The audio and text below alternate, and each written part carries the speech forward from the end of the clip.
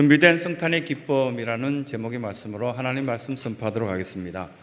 이렇게 보면은 계절이 바뀌고 또 옷 입을 때 참 조심해야 되는 것이 있구나라는 것을 9시 예배를 마치고 난 뒤에 이제 목양실에 들어가서 제 양복을 물끄러미보다 아주 창피하다는 생각이 들었습니다. 뭐냐면 이제 보면 세탁소에서 양복을 찾아서 내일 입을 옷이라 생각하고 이제 새 양복을 입듯이 세탁된 옷을 내일 주일날 입겠구나라고 생각하고 태그를 떼지 않고 이 목 부분에 보면 길게 늘어뜨려진 그 태그를 달고 오늘 오전 9시까지는 아주 기쁘게 온 천지를 돌아다녔는데 성도들은 보고 아무도 말 안 해줬습니다. 그런데 집 방에 들어와서 이렇게 뚝 쳐다보는데 그것이 슬쩍 보이기 시작하는 거예요. 그래서 봤더니 이걸 태그를 떼지도 않고 이렇게 돌아다닌단 말인가? 이것이 바로 우리 생활 같다라는 생각이 잠시 들었습니다. 우리에게 꼴이 붙어 있던 거, 세상에 있던 거 좀 떼고 들어와야 되는데 나의 습관 속에서나 이런 것들이 여러 가지 부분들이 있지 않겠나. 또 한 사람이 이렇게 생각했을 때 역사적인 이야기를 하는 부분에 있어서 이건 진실입니다 라고 말했을 때 한 사람의 이야기는 틀릴 가능성이 참 많습니다. 그런데 두세 사람이 똑같은 이야기를 하기 시작하는 순간 그 역사 이야기는 맞을 수도 있겠구나, 그럴 수도 있겠다라는 생각을 갖습니다. 이것이 역사에 대한 이야기입니다. 성경은 역사적인 어떤 이야기를 쭉 말씀하실 때 성경 이퀄 약속이란 것들이 담겨져 있습니다. 구약의 약속과 신약의 약속, 이루어진 약속, 그리고 또한 이루어지기 전 이런 약속을 해둔 것들이 바로 성경의 전체 흐름이 아니겠습니까? 그런데 그 말씀을 믿고 있고 그 약속대로 살아가는 것을 우리는 성도라 그렇게 부릅니다. 여러분들이 바로 그 약속받은 사람들입니다. 약속받은 사람들이 하나씩 그 약속대로 이루어져 갈 때 참 기쁘다라는 우리는 고백을 하게 됩니다. 이것이 신앙생활의 매력입니다. 그런데 우리에게 이 약속받은 것을 잊어버렸을 때 참으로 안타까운 여러 가지 모습이 드러나죠. 사실인데 사실이 아닌 것처럼 살아가기도 하고요. 사실이 아닌 것을 우기면서 살아가기도 합니다. 그러나 사실이 아닌 것을 자기들은 우기고 살아가는 그 사람들을 무식한 사람이라 그렇게 말합니다. 반면에 사실인 것을 확신하고 생활할 때 그 사람들을 우리는 똑똑한 사람이라 그렇게 말합니다. 학벌과 상관이 없습니다. 배운 것과 상관이 없지만 내가 체험한 예수 그리스도, 내가 사실인 것을 확신한 그 순간부터는 지혜로운 자라고 잠언서에서는 말씀하고 성경에는 이들을 향하여서 하나님의 자녀된 그 확신 속에서 기쁨이 있다라고 그렇게 표현합니다. 이것을 전문적인 어떤 용어로 여러 가지 것을 표현하고 있습니다. 전문가들이 이야기하는 것들을 우리는 가능하면 믿어줘야 됩니다. 특히 병원에서 의사 선생님들이 이야기할 때 최근에는 많은 사람들이, 똑똑한 사람들이 병원에 입원하다 보니까 주로 유튜브에서 이야기하는 것들을 더 확신합니다. 의사 선생님들이 이렇게 말하고 저렇게 말하고 그렇게 하는데도 잘 들어주지 않을 때가 있습니다. 가까이 있는 이렇게 병원에 입원해서 이렇게 옆 침대에 누워 계신 어른이 보면 의사 선생님이 방금 왔다 갔는데 자기 나름대로 처방해서 자기 나름대로 몰래 먹는 것이 있습니다. 그 다음날 보면 큰 탈이 납니다. 의사 선생님들이 보면 이제 주사를 주고 또 약을 처방해 줄 테니까 이것만 드세요 라고 말하는데 좀 더 빨리 낫기 위해서 자기 나름대로 유튜브에 보니까 한방약이 이것이 특효약이라고 소문나 있다라는 이야기를 믿고 가족들에게 얼른 한방을 처방하여서 약을 갖고 오라 해서 또 약은 약대로 먹고 한방약을 먹는 그런 사람들도 봅니다. 그러고 난 뒤에 의사 선생님이 굉장히 화를 내면서 당신 간이 완전히 망가지기 시작했다는 걸 기억했으면 좋겠다, 이렇게 이야기하는 듣는 순간 전문가가 이야기하는 것은 반드시 들어야 되는구나 라는 생각이 들었습니다. 성경에 대한 이야기도 그렇고요, 의사 선생님에 대한 이야기도 그렇고요, 여러 가지 전문가들이 우리에게 이야기를 전해줬을 때 저와 여러분들은 각종 여러 가지 지식이 있다 할지라도 우리가 가진 지식과 다른 이야기를 상충되는 이야기가 들려왔을 때 성경에서 뭐라고 말씀하실까? 하나님은 나에게 뭐라고 말씀하신가를 우리는 귀를 열어서 들을 필요가 있다는 말씀을 우리에게 해주고 있습니다. AD 336년에 율리오스라는 황제가 등장했습니다. 이 황제는 전 세계 많은 사람들에게 이 날짜를 선포했습니다. 12월 25일. 실제로는 아기 예수가 그날 태어나지 않았다 할지라도 이 날 이제까지 온 국민이 축제로 즐기고 있었고, 이 날은 실제 많은 사람들이 지금도 비판하는 태양신을 숭배했던 그 날 축제의 날이라고 이야기를 하지만, 많은 사람들이 이제까지 가장 큰 날, 1년 365일 중에 가장 행복한 날이라고, 가장 기쁘다라고 선포한 그 날이 바로 아기 예수가 태어난 날이 아니겠냐.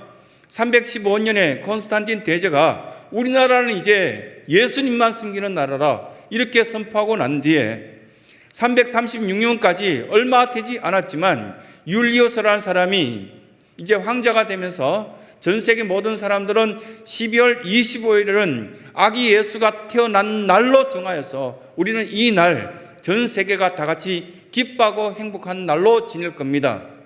문제가 있죠. 물론 연구해서 조사해서 어느 날 태어난지 어떻게 됐는지를 밝혀서 정확한 날로 했으면 좋겠다라는 생각이 물론 들지만, 그러나 이제 하나님께서도 허락하시고 성경에서 보았을 때 이건 별 하자 같고 신학적인 문제가 없다라고 생각했을 때 지금까지 2000년 동안 이 날을 축복의 날, 행복한 날, 기쁨의 날로 우리는 선포하고 같이 지키고 있는 것입니다.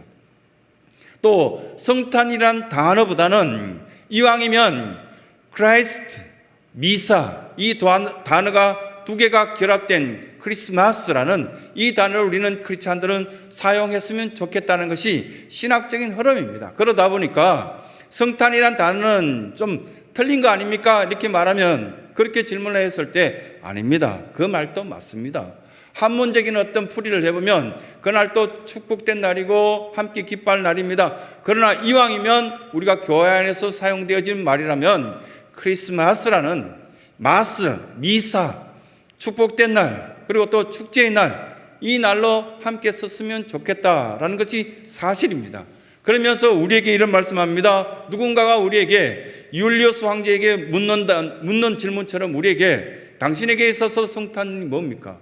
크리스마스가 뭡니까? 라고 물었을 때 아기 예수를 만나는 날, 그 기쁨이 있는 날, 두 번째는 나에게 구원이 찾아온 날, 세 번째는 심판이 있다는 것을 가르쳐주면서 우리는 심판을 기억하면서 바르고 순수하게 살면서 이 기쁨이 유지되었으면 좋겠다. 그 이야기를 우리에게 해주신 날이 바로 성탄의 의미가 담겨져 있습니다. 이렇게 고백하는 그런 어떤 절기가 아니겠습니까?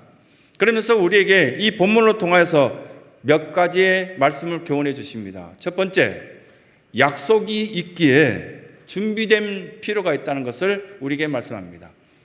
우리는 약속에 따라서 준비합니다.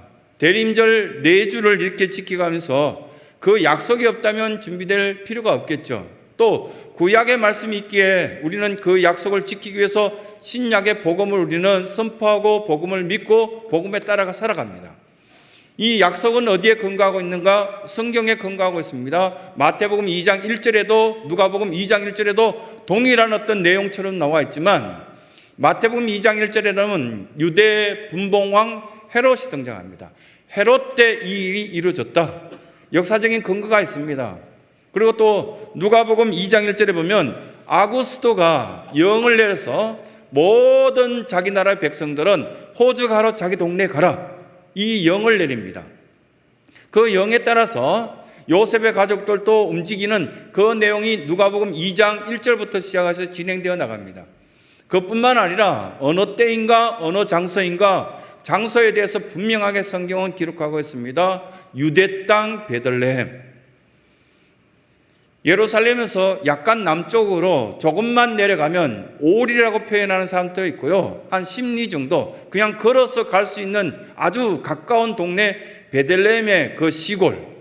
우리로 친다면 저 동탄 정도 되지 않을까 뭐 이렇게 표현하신 분들도 있고요.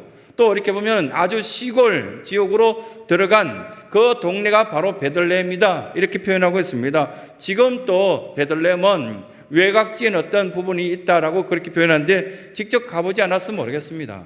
그런데 어쨌든 시기가 발표났고요. 그리고 장수가 발표났습니다. 시기와 그 장수가 분명합니다. 증명된 어떤 사실입니다. 그러면서 이미 약속되었다는 것은 미가서 5장 2절로 통하여서 우리에게 말씀하고 있는 것을 보게 됩니다. 베들레헴 에브라다야, 너는 유다 족속 중에 작을지라도 이스라엘의 한 다스릴 자가 나올 것이다. 이것이 미가서 5장 2절 말씀이거든요. 이사야서 11장 1절에도 보면 연한 순 같은 그것이 태어나서 유대 고을 중에서 태어나서 온 백성들에게 큰 기쁨이 좋은 소식이 될 것이다. 이 이사야 9장에도 나와 있고 11장에도 나와 있고 이런 어떤 약속의 말씀들이 우리에게 주어져 있는 것을 보게 됩니다. 로리스라 박사라는 분, 이 로리스라는 박사분이 왜 유명해졌냐면은 빌리 그레함을 돕다 보니 이분이 유명해졌습니다. 빌리 그레함은 수많은 사람들을 치료하고 기적을 많이 보여줬습니다. 이 빌리 그레함 목사님을 돕기 위해서 전도에 대한 것을 이론적으로 잘 구축하여서 많은 사람들 가르친 사람이 이 로리스 박사님입니다. 이 로리스라는 이분이 어떤 이야기를 했냐면은 유다 땅 베들레헴에 이 한 아기가 태어난다는 것을 약속이 있었지만 누가 믿겠냐? 그 시골 땅 조그만한 동네 누가 믿겠냐? 그러나 사실 그 속에서 팩트로 태어났다는 겁니다. 그리고 태어났고 아무도 믿지 않고 아무도 받아들이지 않았던 것들이 사실화되면서 믿음을 가진 많은 사람들이 그것을 받아들이고 그것들이 구체화되고 실제 자기 생활 속에 이것들이 적용된 내용이 아니겠냐고. 약속이 이루어진 것은 준비된 심령들 속에 이루어진다는 겁니다. 이 이야기는 2000번 이상 이렇게 반복되었거든요. 끝없이 예수님의 태어나심을 반복하여서 이야기했는데 마치 베들레헴 땅 그 시골에 아기 예수가 태어납니다 라고 했을 때 다른 사람들은 다 시큰둥했다는 겁니다. 웃기고 있다, 뭐 이렇게 들을 필요 없다, 그렇게 했는데 이 이야기들이 이 약속들을 준비된 그 심령들이 받아들이는 그 순간 그 속에서는 역사함이 드러났다. 이것이 첫 번째 우리에게 교훈하시는 메시지고요. 두 번째, 두려움이 있을 때마다 약속을 믿고 확신하라. 이 말씀을 우리에게 해주고 있습니다. 성경 가운데도 보면 20절에 보면 이렇게 말씀합니다. 마리아 데려오기를 두려워하지 말라고, 무서워하지 말라. 이 말씀들을 우리에게 가르쳐주고 있습니다. 살아가다 보면 두렵고 무서운 일들이 왜 없겠습니까? 어려운 일들이 덜컹 마음이 내려앉고요, 우울해지기도 하고요, 힘들어지는 일들이 왜 없겠습니까? 마태복음 1장 23절에 보면 보라, 청녀가 잉태하여 아들을 낳을 것이요 그 이름을 임마누엘이라 하리라. 이 말씀이 부여질 때 남의 이야기니까요, 우리에게는 전혀 두려움이 없습니다. 내 이야기가 아니까요. 뭐 이렇게 부스터 뭐 맞고 뭐 이렇게 백신 맞는다 할 때 내 이야기가 아닐 때는요 별로 안 두려워요. 그런데 병원에 가서 이 주사를 지금 내가 백신 맞아도 될까? 굉장히 두려운데 자기 일이 다가올 때는 굉장히 두렵지 않습니까? 어렵지 않습니까? 힘든 일이 생깁니다. 똑같이 이제 10몇 살밖에 되지 않는 이 마리아가 천사가 찾아와서 이렇게 이야기합니다. 너는 아이를 낳을 것인데 그 이름을 이렇게 하라. 너무 어처구니 없고 당황스럽고 놀랄 수밖에 없는 일입니다. 두려워할 수밖에 없는 일입니다. 세 사람이 대표적인 인물이 나오는데 두려워하고 놀랄 사람 마리아, 두 번째는 요셉, 세 번째는 헤롯입니다. 이 마리아는 너무 어린 나이에 이 소식을 접하였을 때, 그런데 참으로 보면은 성령의 도우심과 여기 보면 우리가 읽었던 말씀에 매번 마리아에게 성령의 인도하심이 있다. 요셉에게도 성령의 인도하심이 있다. 하나님의 사람들에게 성령의 인도하심이 있을 것이다. 그 말씀들 우리에게 가르쳐주고 있습니다. 두려움이 있을 때 그 약속을 부여잡으라. 이 성전에 있는 여러분들에게도 지금 성령님께서 함께 하시니까 두려움이 멈춰지고요, 걱정이 가둬지고요, 모든 것들이 중단된 것 같지만 하나님의 역사는 계속 시작되고 있다는 사실을 말씀 가운데 가르쳐주고 있는 겁니다.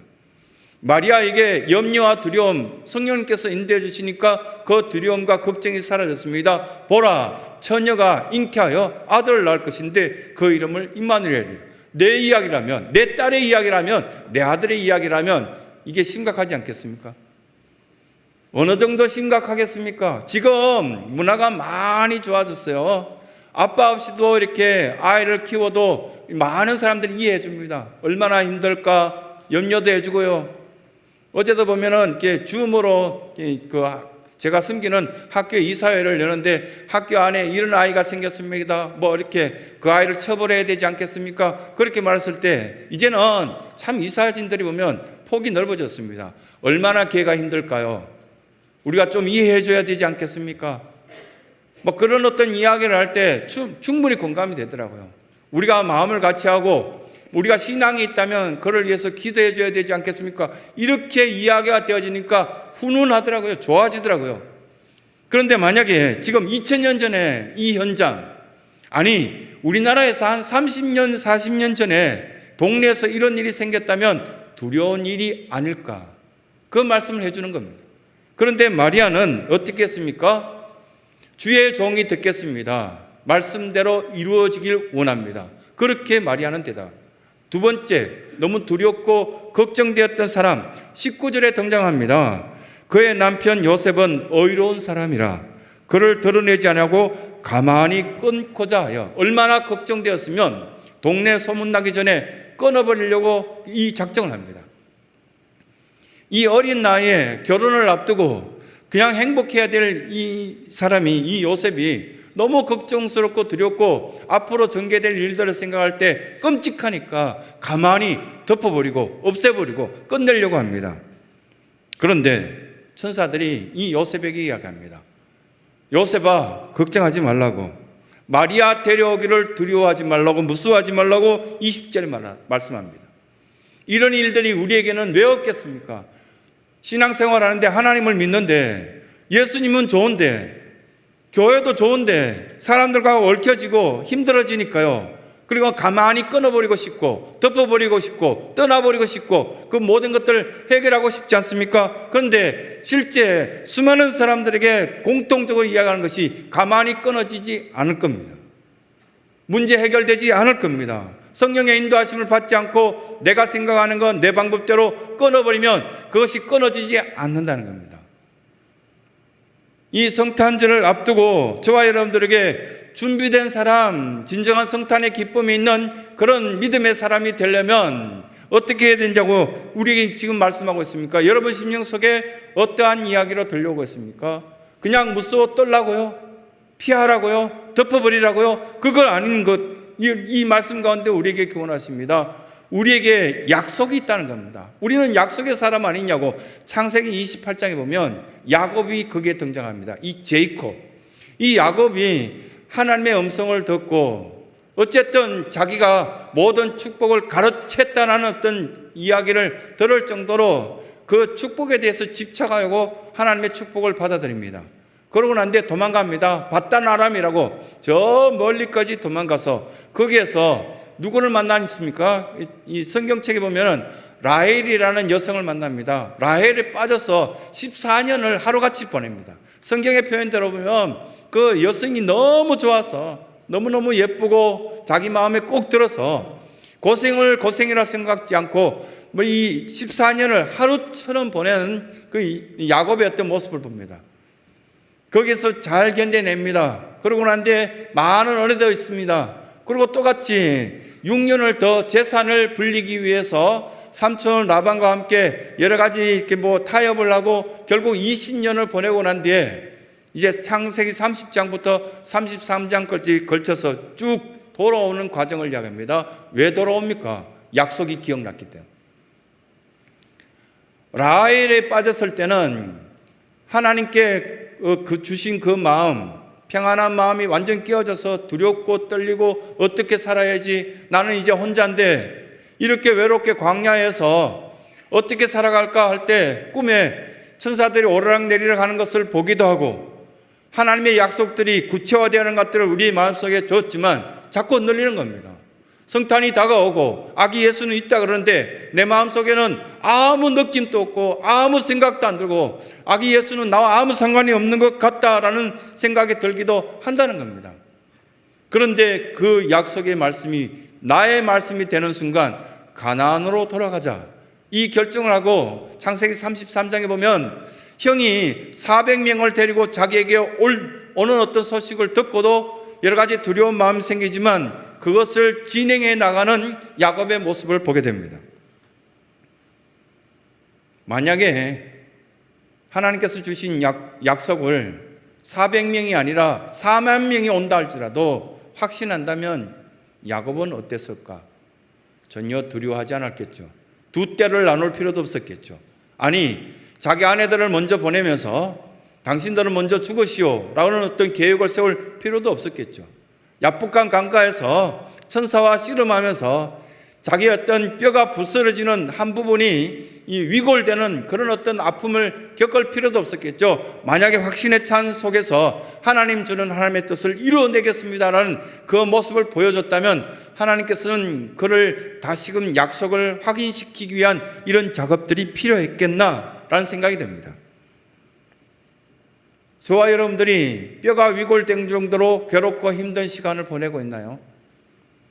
이 약속의 말씀을 쭉 비춰볼 때 왜 그랬나 하는 것을 느끼게 됩니다.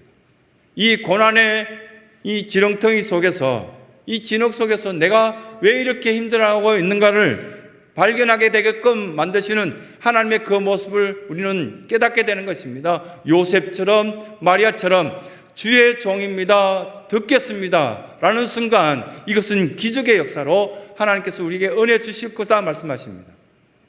상식에 맞지 않을 수도 있습니다. 어떻게 그럴 수 있냐고, 저렇게 어떻게 할 수 있냐고 교회를 향해서 원망할 수도 있고요. 그리고 또한 나의 상태는 보지 않고 내가 섭섭한 어떤 당한 것만 기억하는 그런 어리석은 모습이 드러나기도 합니다. 그런데 또 한 가지 사람이 있지 않습니까?